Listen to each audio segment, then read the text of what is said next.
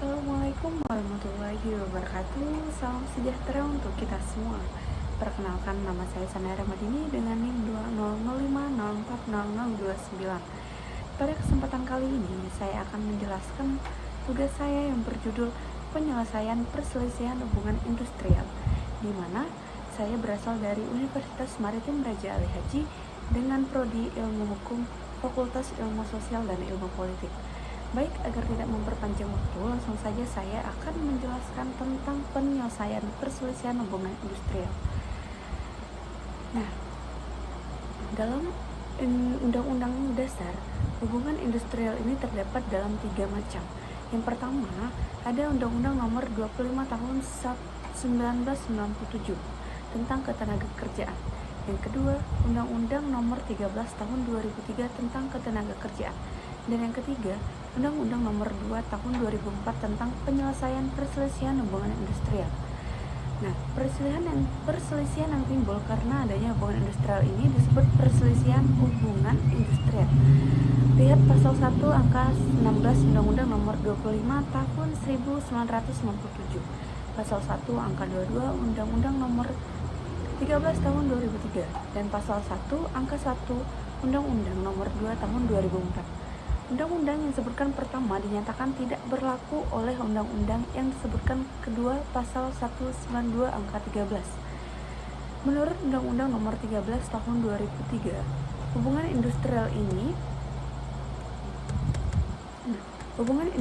ini adalah suatu sistem hubungan yang terbentuk antara pelaku dalam proses produksi barang dan jasa yang terdiri dari unsur pengusaha, pekerja buruh, dan pemerintah yang didasarkan pada nilai-nilai Pancasila dan Undang-Undang Dasar Negara Republik Indonesia tahun 1945. Sesungguhnya di antara 3 unsur tersebut, yaitu 1 pengusaha, 2 pekerja atau buruh, dan 3 pemerintah, mungkin saja terjadi perselisihan.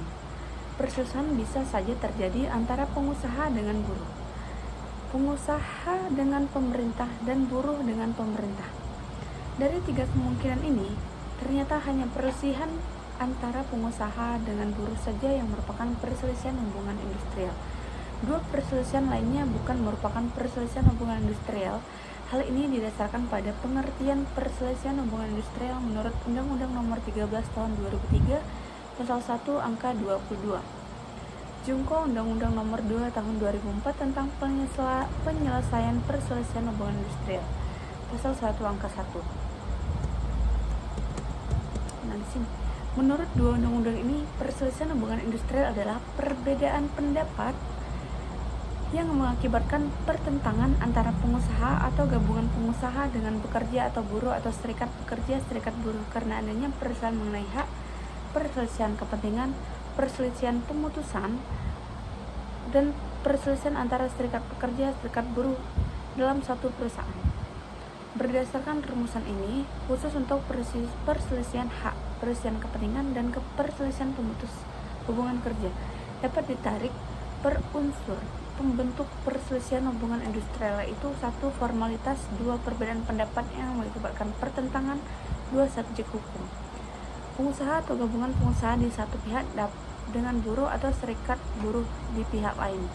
3. Objek perusahaan, perselisihan hak, perselisihan kepentingan, perselisihan pemutusan hubungan kerja, dan perselisihan antar serikat buruh dalam suatu. Apabila 3 unsur pembentuk ide itu muncul, maka muncullah perselisihan hubungan industrial. Khusus perselisihan hak, perselisihan kepentingan, dan perselisihan pemutusan hubungan kerja. Ada perbedaan mengenai perselisihan antara serikat buruh dalam satu perusahaan. Unsur pembentuk perselisihan hubungan industrial khusus perselisihan antara serikat buruh dalam satu perusahaan adalah berdasarkan pasal 1 angka 5 Undang-Undang Nomor 2 Tahun 2004. Yang pertama, formalitas perselisihan. Yang kedua, subjek hukum, serikat buruh di satu pihak dengan serikat buruh lainnya di pihak lain dalam satu perusahaan. 3. Objek, yaitu tidak ada persesuaian paham mengenai keanggotaan, pelaksanaan hak dan kewajiban keserikat buruhan. Karena ada perbedaan ini, sesungguhnya menurut struktur ketatabahasaan rumusan pasal 1 angka 1 Undang-Undang Nomor 2 Tahun 2004 tidak tepat. Hal ini karena berdasarkan rumusan tersebut seolah-olah seluruh persusahan hubungan industrial bersubjek hukum pengusaha atau gabungan pengusaha dengan buruh atau serikat buruh. Padahal kenyataannya pada perselisihan hubungan interindustrial yang bersubjek hukum serikat buruh dengan serikat buruh lain dalam satu perusahaan.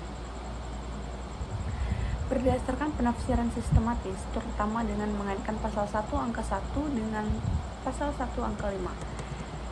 Nah, di sini diperoleh pengertian bahwa dalam perselisihan hubungan internasional bahwa pengertian dalam perselisihan hubungan industrial ada dua kemungkinan, yaitu subjek hukum antara pengusaha atau gabungan pengusaha dengan buruh atau serikat buruh. Yang kedua, antara serikat buruh dengan serikat buruh lain dalam satu perusahaan.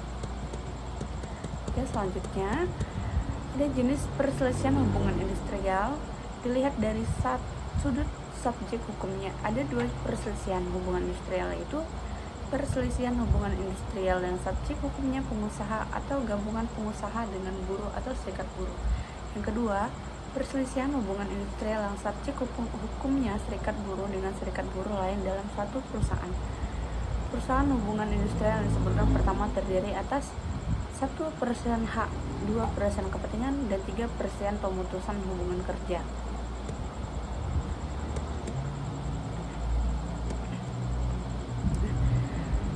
Maka akan diperoleh kemungkinan sebagai berikut. Yang pertama, tidak terpenuhinya hak akibat adanya perbedaan pelaksanaan terhadap ketentuan peraturan perundang-undangan. Yang kedua, tidak terpenuhinya hak akibat adanya perbedaan pelaksanaan terhadap ketentuan perjanjian kerja. Yang ketiga, dipenuhinya hak akibat adanya perbedaan pelaksanaan terhadap peraturan perusahaan. Yang keempat, tidak terpenuhinya hak akibat adanya perbedaan pelaksanaan terhadap ketentuan perjanjian kerja bersama. Yang kelima, tidak terpenuhinya hak akibat adanya perbedaan penafsiran terhadap ketentuan perundang-undangan. Yang keenam, tidak terpenuhinya hak akibat adanya perbedaan penafsiran terhadap ketentuan perjanjian kerja. Yang ketujuh, tidak terpenuhinya hak akibat adanya perbedaan penafsiran terhadap ketentuan peraturan perusahaan. Yang kedelapan, tidak terpenuhinya hak akibat adanya perbedaan penafsiran terhadap ketentuan perjanjian kerja sama. Unsur mutlak yang harus ada dalam perselisihan hak adalah tidak terpenuhinya hak, karena sumber lahirnya hak adalah peraturan perundang-undangan, perjanjian kerja, peraturan perusahaan, atau perjanjian kerja sama.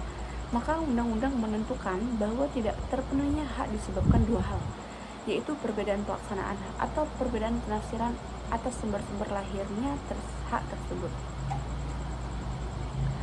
Nah, terima kasih. Mungkin sampai di sini saja penjelasan dari saya.